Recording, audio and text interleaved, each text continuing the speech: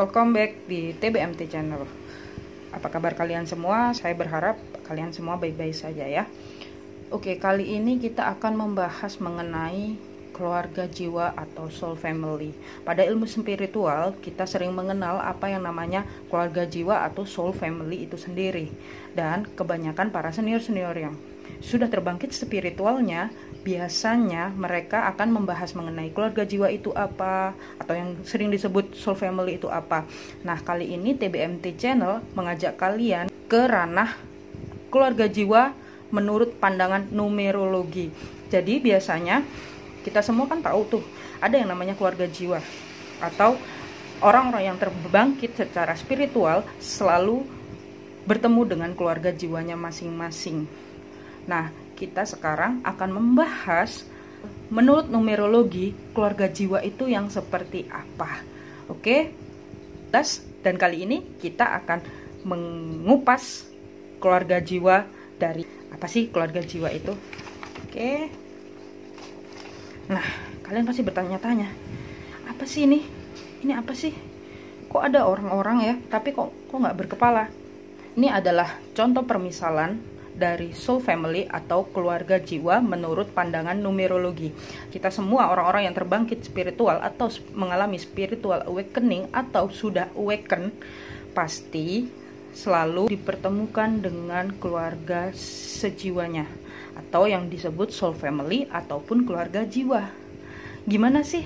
Kok kita bisa tahu itu keluarga jiwa? Gimana sih? Jadi biasanya kita akan dipertemukan dengan orang-orang yang tidak pernah memberikan komentar negatif, tapi terkadang ada soul family yang memberikan komentar negatif. Kalau kalian bisa melihat ke dalam diri kalian sendiri, kalian hanya membutuhkan untuk perkembangan jiwa kalian. Oke, itu terlalu panjang ya. Kita balik ke persoalan. Soul family, biasanya kita hanya bisa merasakan. Biasanya kita hanya bisa memahami, oh iya, dia kayaknya memang soul family kita deh. Di sini numerologi ingin menyampaikan bahwa kita bisa dengan ilmu pasti menunjukkan siapakah dia dan apakah dia itu soul family kita dengan angka real ini. Oke? Awalnya, setiap orang terlahir dengan tanggal lahir, bulan lahir, dan tahun lahir masing-masing pribadi. Oke, ini ada hubungannya dengan 13 tadi. Saya hanya menarik mengenai orang yang terikat dengan ikatan 13. Terkoneksi dengan angka 13. Oke? Contohnya, apa sih?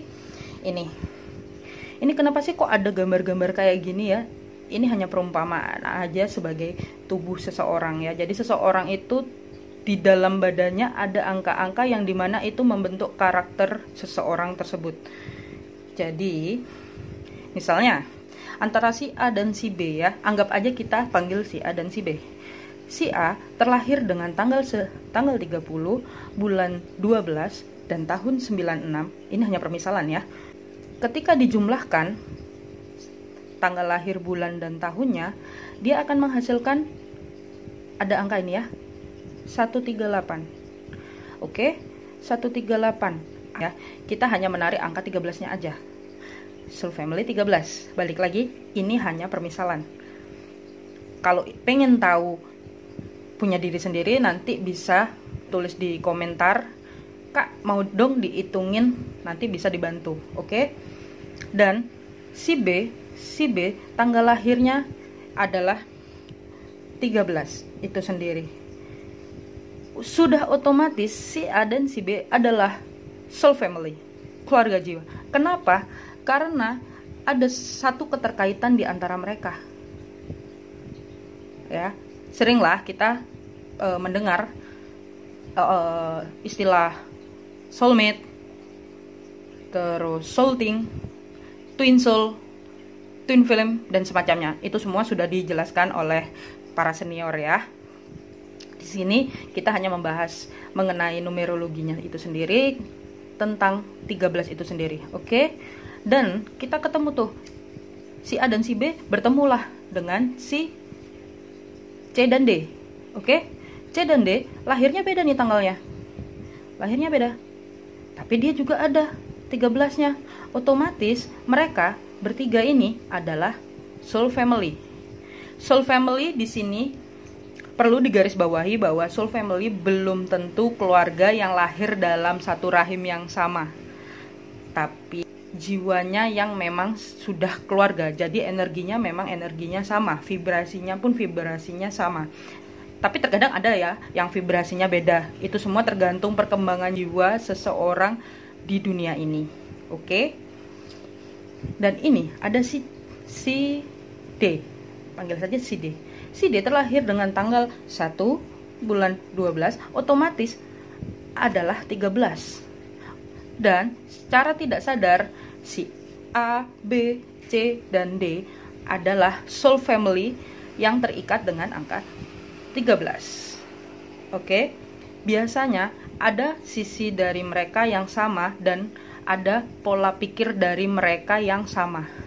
Dan terkadang ketika seseorang sudah awaken atau sudah mengalami perjalanan spiritual, maka dia menarik keluarga jiwanya, akan menarik orang-orang dengan angka yang ada di dalam tubuhnya yang menjadi karakteristiknya dia menjadi satu atau bertemu. Untuk apa sih fungsinya soul family? Soul family itu sendiri fungsinya adalah untuk membantu kita dalam menjalani kehidupan dan membantu kita untuk menemukan misi jiwa kita yang sebenarnya.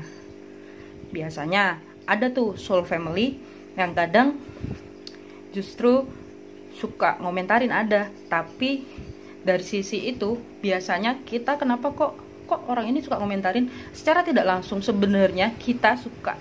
Terkadang kita juga masih suka melakukan hal itu kepada orang lain. Dan soul family biasanya mereka semua di dunia ini akan menjadi cermin untuk diri kita. Oke, diingat akan menjadi cermin untuk diri kita. Makanya kenapa ada yang namanya hukum spiritual.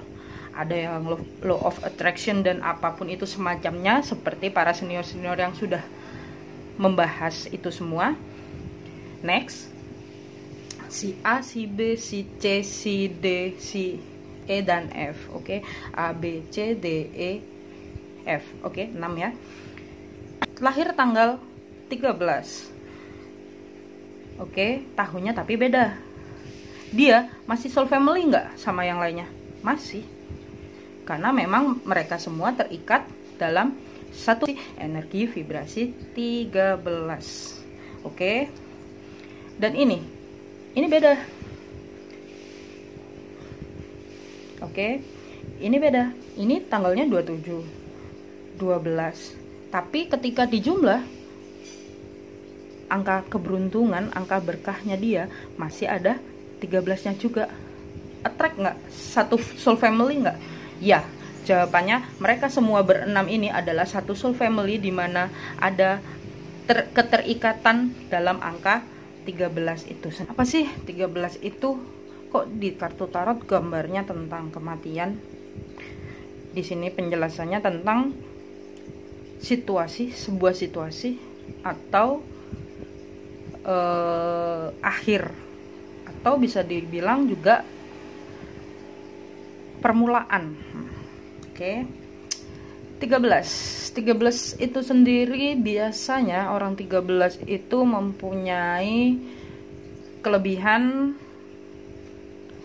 dia bisa multitasking.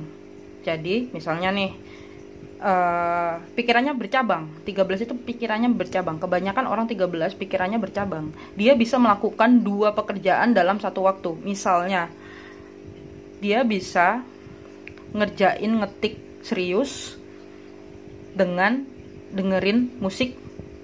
Bahkan dia bisa ngerjain sesuatu dengan serius ngetik ataupun menulis, tapi dengan dia mendengarkan curhatan dari orang lain. Jadi intinya orang 13 multitasking. Oke. Dan biasanya orang 13 ini selalu, karena pikirannya bercabang, dia bisa mempunyai, orang-orang 13 itu bisa mempunyai pekerjaan 2 sekaligus. Misalnya yang satu freelance, yang satu pekerjaan utama. Nah, orang 13 itu bisa banget yang begitu itu. Terkadang orang 13 itu bisa juga dia berpikir mengenai dalam hati, aku pengen kayak gini, terus ntar enggak kayak gini. Jadi sebenarnya perang batinnya sendiri itu adalah pelin plan. Padahal sebenarnya mereka nggak pelin plan ya, tapi terkadang memang tiba-tiba berubah aja, pikirannya berubah aja. Karena apa? Pikiran mereka bercabang. Orang 13 itu kayak gitu. Oke, orang 13 ataupun orang yang di badannya kayak ini tadi yang dijelasin ada 13-nya. Tergantung masing-masing pribadi menangkap hitungan ini itu sebagai apa. Tapi yang pasti namanya numerologi. Kenapa saya pun belajar numerologi? Karena numerologi suatu angka atau hitungan ilmu yang pasti. Namanya angka, pelajaran matematika aja adalah pelajaran ilmu pasti. Apalagi ilmu spiritual mengenai numerologi. Angka nggak pernah bisa bohong tentang karakter seseorang. Oke? Jadi dari orang 13 itu sendiri, mereka adalah orang-orang yang bisa multitasking. Dan kebanyakan 13 itu adalah energi feminim, ya. Feminim, cewek. Cewek itu bisa multitasking. Biasanya pun orang 13 itu orang yang sangat teliti, orang yang sangat detail. Dan dia lebih suka detail, dia lebih suka teliti, dan kalau mengerjakan segala sesuatunya dia akan sangat-sangat optimal. Karena 13 fokus in action. Orang 13 itu mempunyai berkat atau hoki yang bagus. Oke, sekian dari pembahasan mengenai soul family yang tak berujung kemana-mana. Ya namanya cuma ngobrol aja, tambah ilmu. Yang baik bisa diserap, yang buruk dibuang aja, yang jauh. Tapi itulah hitungan mengenai keluarga jiwa atau soul family. Jadi untuk semua yang ingin atau pengen banget mengetahui ya keluarga jiwa atau soul family, bisa komen di bawah. Jangan lupa like, comment, and subscribe. Kalau perlu share ke teman-teman kalian semua agar mengerti tentang spiritual dalam ilmu numerologi ataupun tarot. Jangan lupa berdoa, jangan lupa cintai diri sendiri, dan jangan lupa bahagia. Bye bye.